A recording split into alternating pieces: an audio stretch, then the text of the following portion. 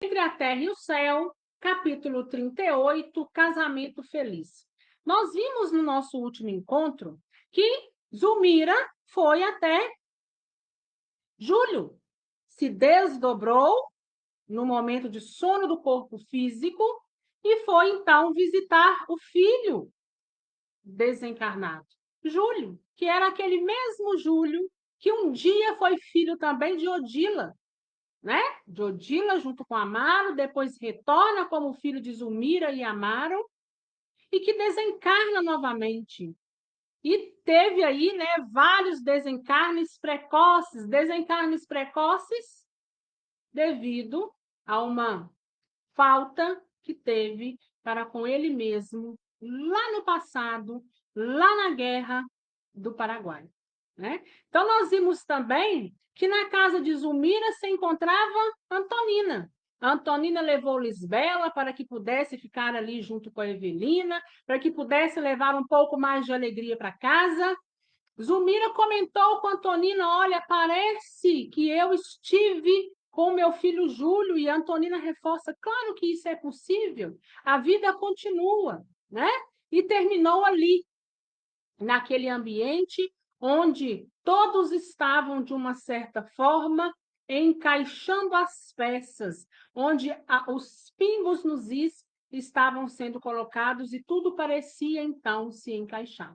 No capítulo 38, cujo tema é Casamento Feliz, André Luiz, Hilário e Clarencio, né, começa o capítulo da seguinte forma: a tempestade no sentimento no grupo de almas, sob nossa observação, amainou, acalmou, diminuiu pouco a pouco. Então, ele está dizendo: olha, aqueles sentimentos, cada um tinha um sentimento peculiar. Mário Silva carregava com ele o quê? O sentimento de remorso, onde ele foi visitar a família através dos conselhos de Antonina e aquilo foi se diluindo.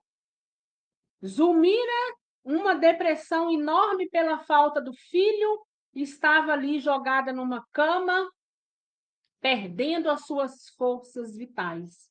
Amaro, angustiado também por toda a situação. Mas eis que surge Antonina aconselhando a cada um como deveria se portar para que os pontos, então, se encaixassem. Então, os sentimentos ali, pouco a pouco, de cada um deles, fazia o quê? Diminuía, né? Ficava, então, mais fluido, menores a cada dia. Júlio, na vida espiritual, aguardava sem sofrimento a ocasião oportuna de regresso ao campo físico. E Zulmira, sobre a influência benéfica de Antonina, renovara-se para a alegria de viver. Então, veja bem, Júlio teve espaços curtos, né, entre uma encarnação e outra. Isso é muito peculiar quando são crianças, né? Então, veja bem, Júlio veio para a encarnação filho de Odila e Amaro, viveu aproximadamente 7 anos, retorna ao mundo espiritual, ainda com uma ferida na fenda glótica, oriundo daquele veneno tomado lá na Guerra do Paraguai. O que acontece com Júlio? Júlio é posto novamente no seio familiar, agora filho de Zulmira e Amaro.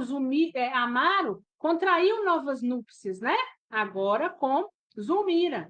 E o Júlio viveu aí fisicamente no mundo terreno aproximadamente 11 meses, quase completando o ano de idade. Desencarnou-se pelo clube, né? Que atacou e atingiu exatamente onde ele precisava reparar, que era a fenda glótica, né? Essa região aí da garganta. E agora ele estava preparando para retornar novamente. Mas lembram? Clarencio já tinha dito no nosso último encontro. Agora, a próxima vez que ele reencarnar, ele já vai estar livre desse campo onde estava destruído, né? Que ele mesmo destruiu um dia, ou seja, atingiu o perispírito. Então, agora ele já depurou o que ele precisava depurar. Então, agora, nessa próxima encarnação, ele volta, mas ele volta o quê? Livre, né? De toda essa dor, de toda essa ferida. Mário Silva, transformado pela orientação da jovem viúva Antonina, afeiçoara-se a ela profundamente, habituando-se-lhe ao convívio. Sólida amizade fizera-se entre as personagens de nossa história. Semanalmente se visitavam com intraduzível contentamento para Evelina, que se convertera em pupila de Antonina, tão grande a afinidade que lhes caracterizava, as predileções e tendências. Então, o que aconteceu ali? O que começou a acontecer? Eles começaram a se visitarem com frequência, né? As amizades foram crescendo, os laços foram se estreitando. Evelina se identificou muito com Antonina. E ela se via um pouco mais alegre, né? Lembra? A história toda começa com uma prece de Evelina. Evelina pedindo até mesmo para quem? Para a mãe, Odila, que naquela época não tinha condições nenhuma de ajudá-la. Mas a prece de Evelina foi uma prece tão íntima, uma prece de tanta fé, com tanto sentimento que veio do coração, que se tornou uma prece refratada. Uma prece em que aquela pessoa diretamente em que ela pedia não podia ajudar, mas chegou até a espíritos que tinham condições de, então, estender-lhes as mãos. O templo doméstico de Amaro transfigurava-se. O otimismo infiltrava-se ali, consolidando moradia nos corações. Passeios domingueiros começaram a surgir e Silva, agora unida a todos, parecia voltar à juventude nascente. A camaradagem social modificara-lhe a feição. Perdera a taciturnidade em que se mergulha a maioria dos solteiros. Então, Silva já se transformou, né? Lembra o quanto ele era, os sonos eram turbulentos? Ele não conseguia de forma alguma adormecer da forma correta. Já levantava procurando por remédios para tomar, porque o corpo estava ruim, a cabeça não estava boa. Então, agora ele se vê, de uma certa forma, renovado, junto não só da família de Amaro, mas também de Antonina, né? E dos seus filhos. Lisbela apegara-se a ele com extremado carinho, e os irmãos Haroldo e Henrique dele fizeram o confidente de todas as realizações infantis. Várias vezes, Amaro e a esposa acompanharam com amoroso respeito o culto evangelho na residência de Antonina, retirando-se edificados e felizes. Aquela moça, viúva e digna, cada vez mais crescia na admiração deles, e dentro de suas limitadas possibilidades, o ferroviário começou a fazer pela educação inicial dos meninos quanto lhe era possível, associando o enfermeiro em todos os seus empreendimentos em semelhante direção. Então, veja bem, Amaro, que tinha mais condições, começou a auxiliar os filhos de Antonina. Eles também começaram a frequentar os cultos com respeito, né? Porque lá na frente eles já tinham dito que eles eram católicos, mas eles começaram também a frequentar o evangelho no lar, na casa de Antonina. Os filhos Haroldo e Henrique viram aí agora em Mário Silva um confidente, né?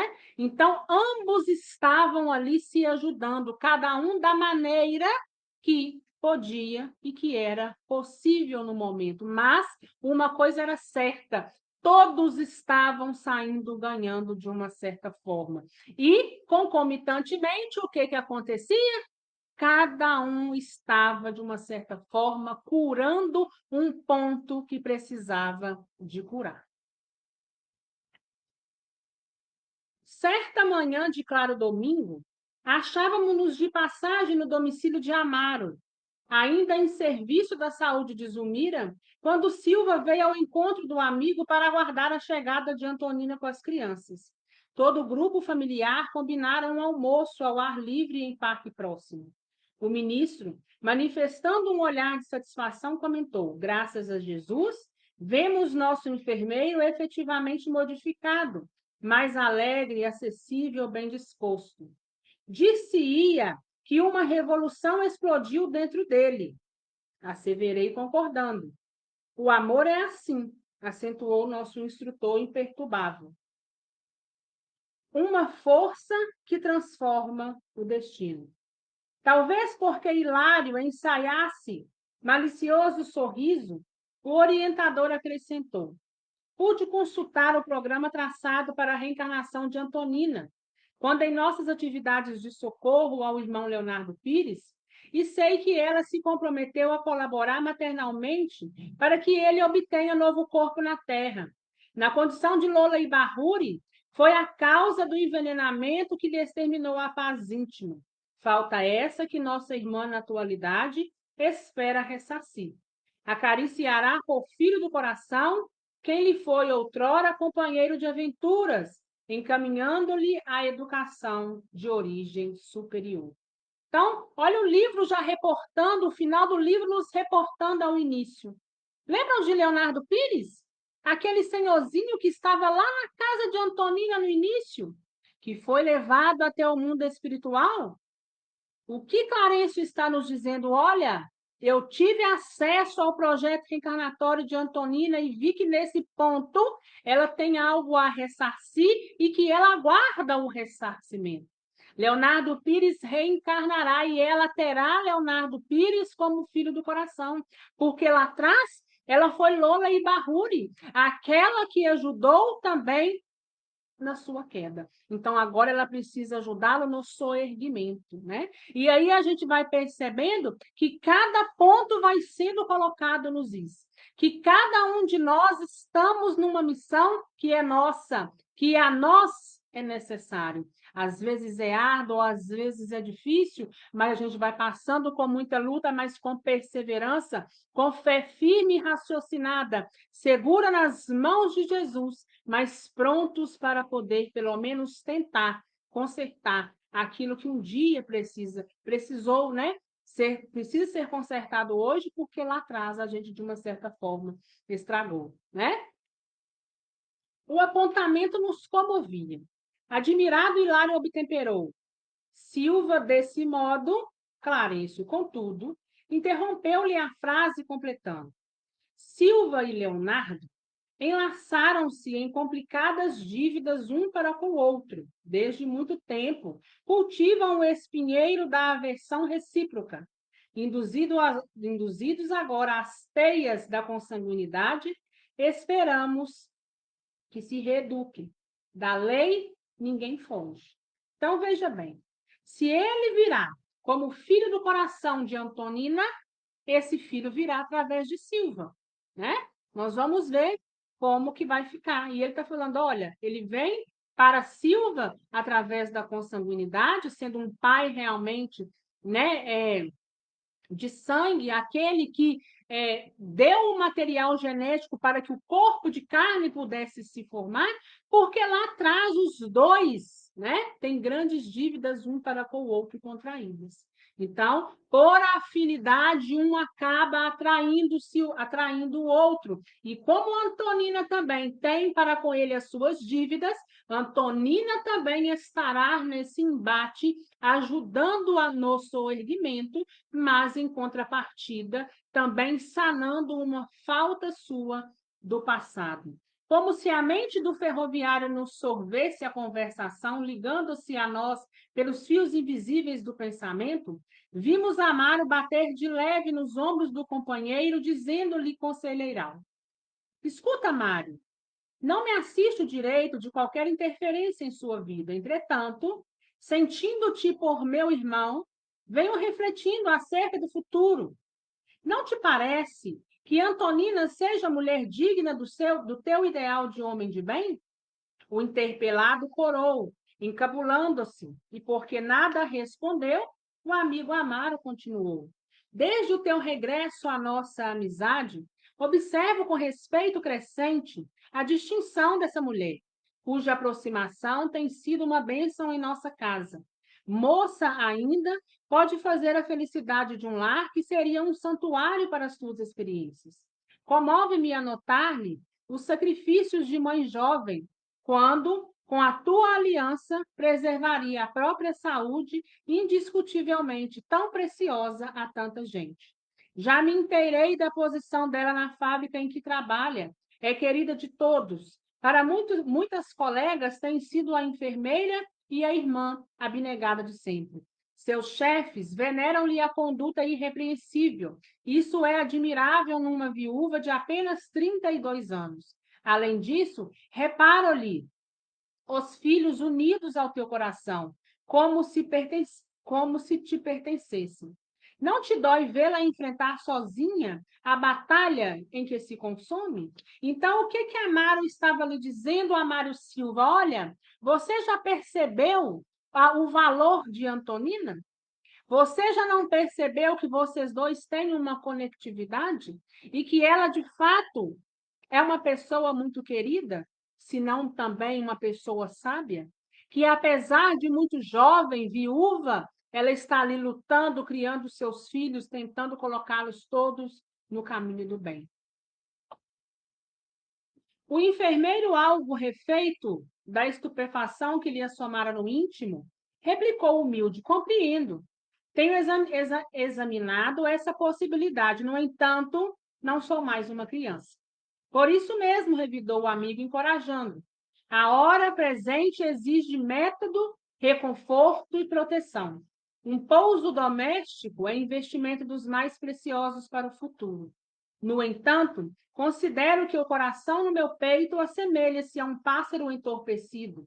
Sinto-me francamente incapaz de uma paixão. Que tolice, juntou o interlocutor.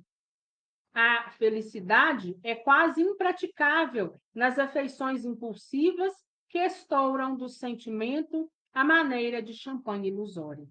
E sorrindo disse: o amor dos namorados, com 90 graus à sombra, por vezes é simples fogo de palha, deixando apenas cinza. À medida que se alonga a experiência no tempo, reconheço que o matrimônio, acima de tudo, é a união de alma com alma. Falo com o discernimento do homem que se consorciou por 2 vezes.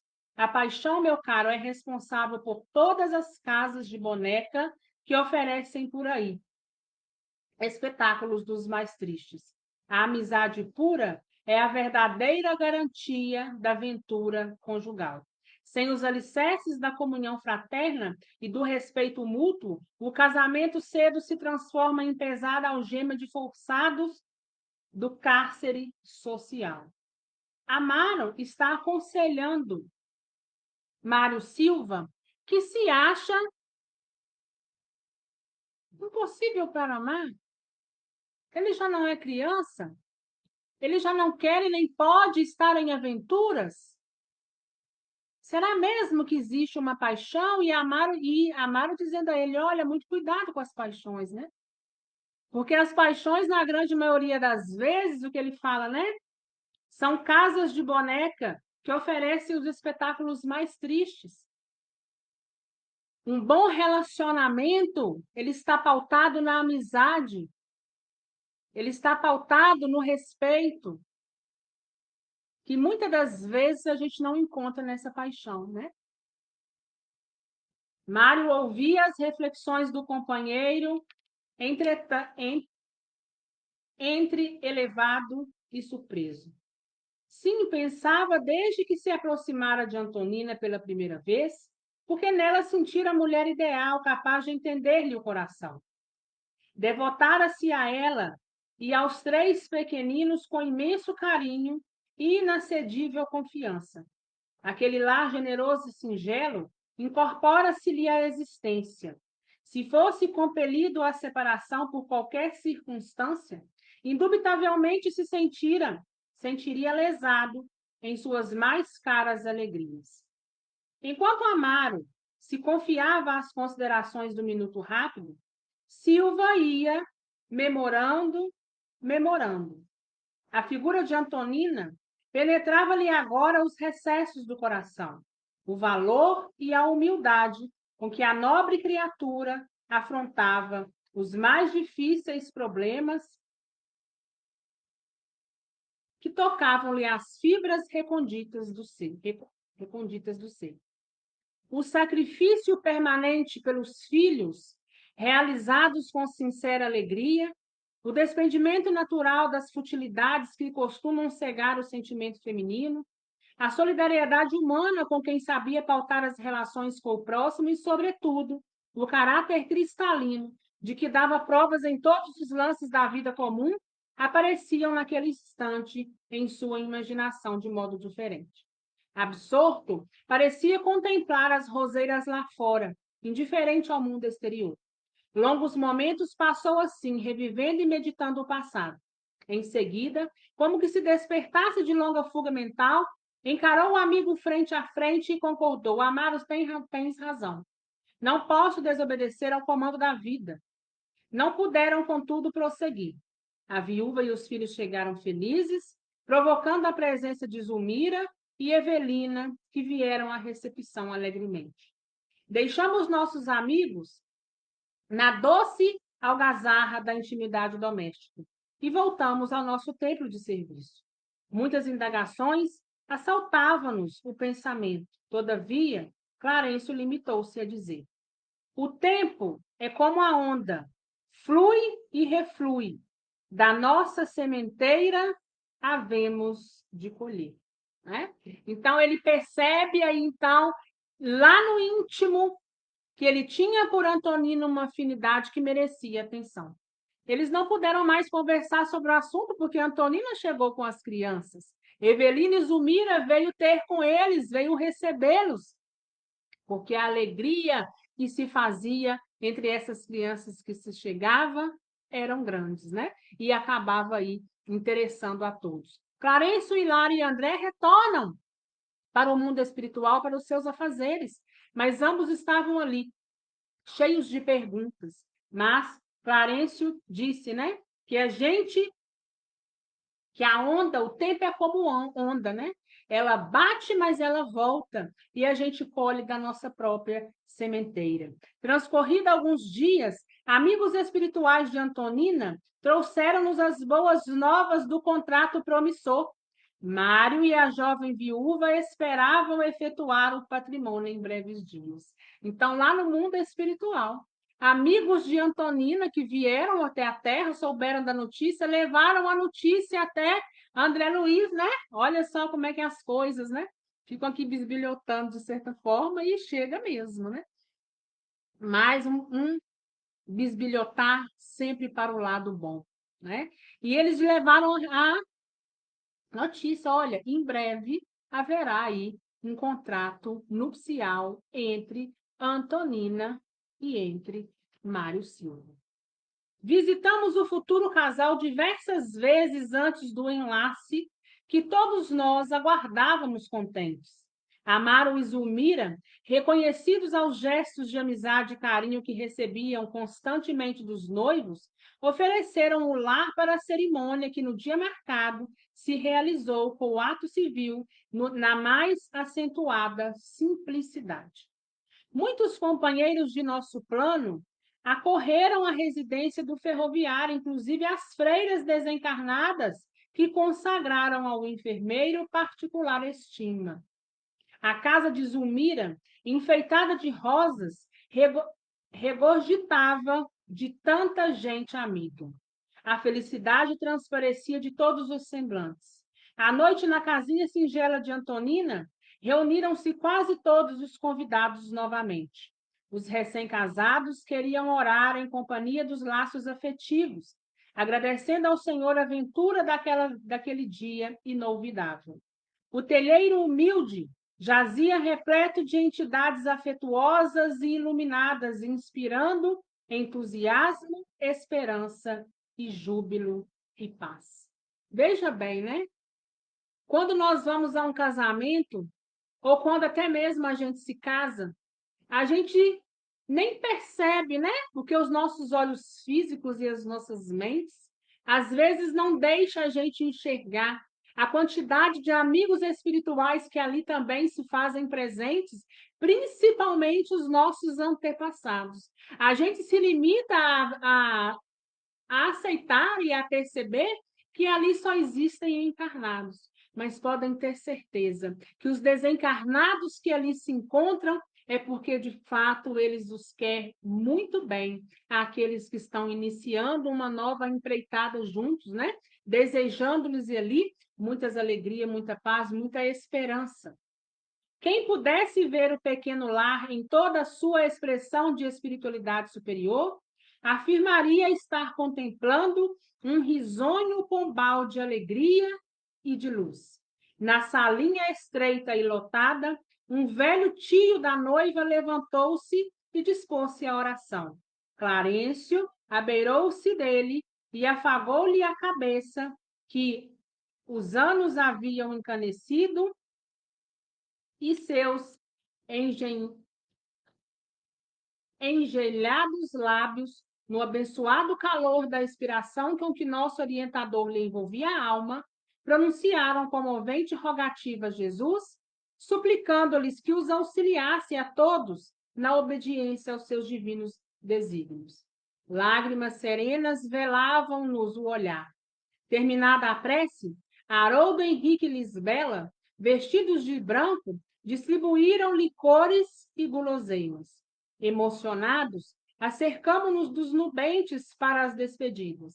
Abraçando-os, vimos junto deles que Evelina, no fulgor de sua primavera juvenil, aceitava a proteção carinhosa de um rapaz que a fitava enamorado. O ministro sorriu e explicou: este é Lucas, irmão de Antonina, atualmente futuroso gráfico na capital paulista, cuja bela formação espiritual associar-se-á em breve com a primogênita de Amaro para a execução das tarefas que a esperam no mundo. Então, Evelina estava encontrando ali naquele momento o irmão de Antonina, e eles já se enamoravam, né? E Clarencio estava explicando, olha, eles, mais breve possível, também formarão um novo casal para começar, então, a executar aquele projeto que um dia ambos traçaram para si, né? Cortando-nos a possibilidade de excessivas inquirições, o instrutor acrescentou: tudo é maior, tudo é amor no caminho da vida. Aprendamos a usá-los na glorificação do bem, com o nosso próprio trabalho, e tudo será bênção. Retiramo-nos satisfeitos, e porque o dever nos convocava à distância, seguimos à frente, tentando assimilar com o nosso abnegado orientador a preciosa conjugação do verbo servir. Nós assim encerramos o capítulo 38.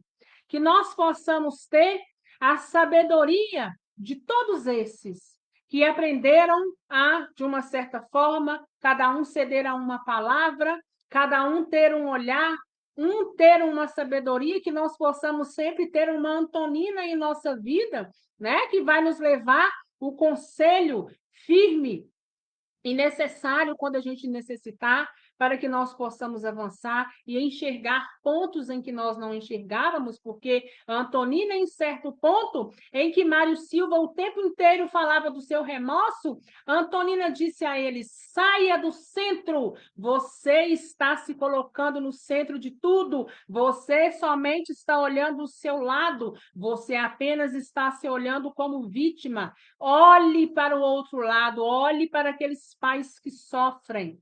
Olhe para Zulmira, olhe para Amaro. A dor ali está muitas vezes maior do que a sua e até mesmo se sobrepõe sobre o seu remorso.